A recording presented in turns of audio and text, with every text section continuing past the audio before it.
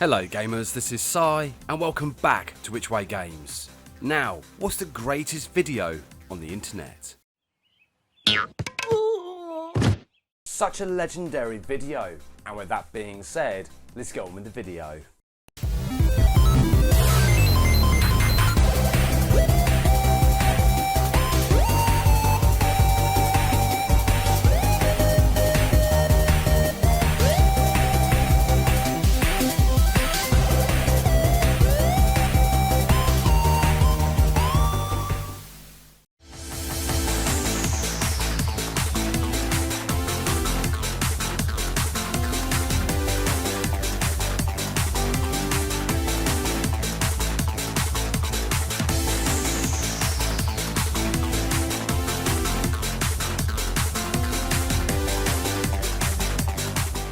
Right, so I've got all the cables set up, the VMU has batteries, and now it's time to see if this underrated console from Sega actually works.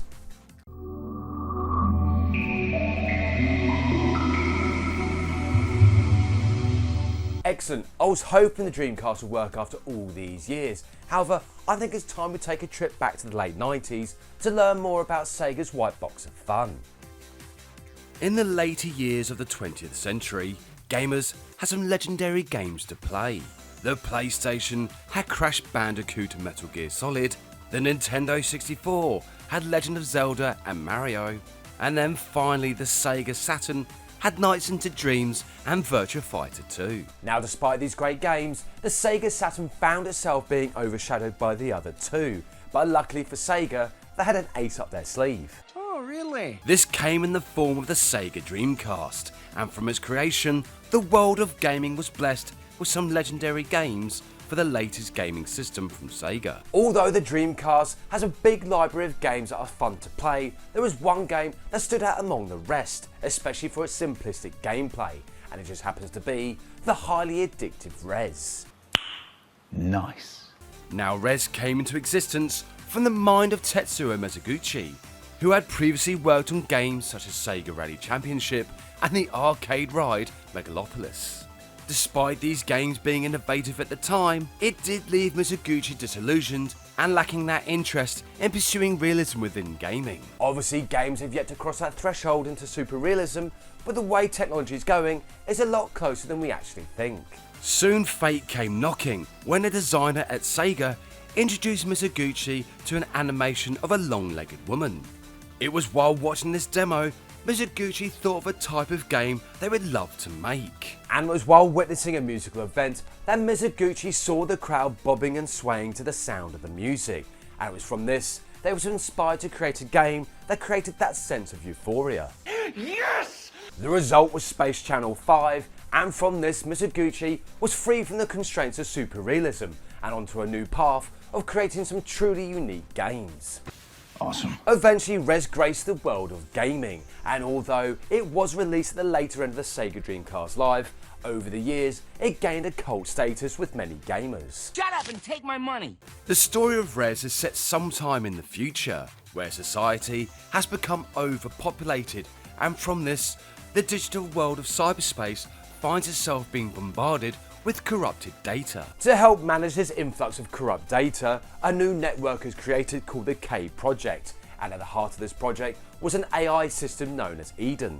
However, Eden finds itself being overwhelmed by the ever-increasing flow of information, which ultimately leads to Eden doubting its purpose as well as existence. From this, Eden's also confronted with humanity's destructive nature, both in the digital and the real world. This causes Eden to shut down cyberspace, and then the fate of humanity is left in the hands of a hacker who has to break into cyberspace and awaken Eden from its slumber. Gameplay for Rez follows a similar style of other on-rail shooting games such as Space Harrier and Panzer Dragoon.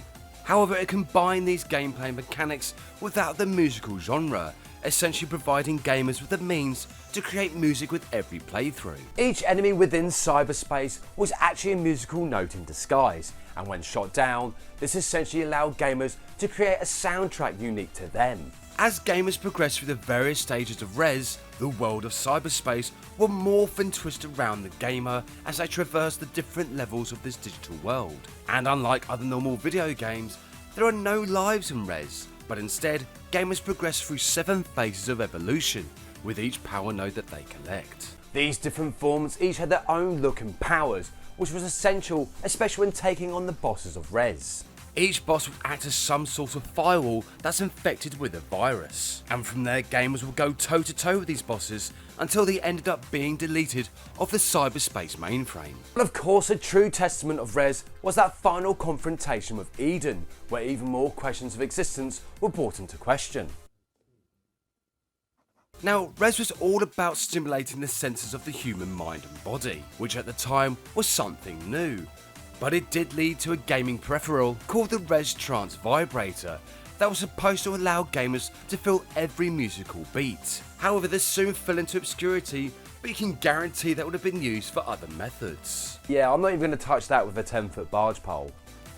Res did have some success for the Dreamcast, but not as much as you would have thought at the time. But eventually, it did find more success on the PlayStation 2, as well as receiving a HD update many years later. Wow.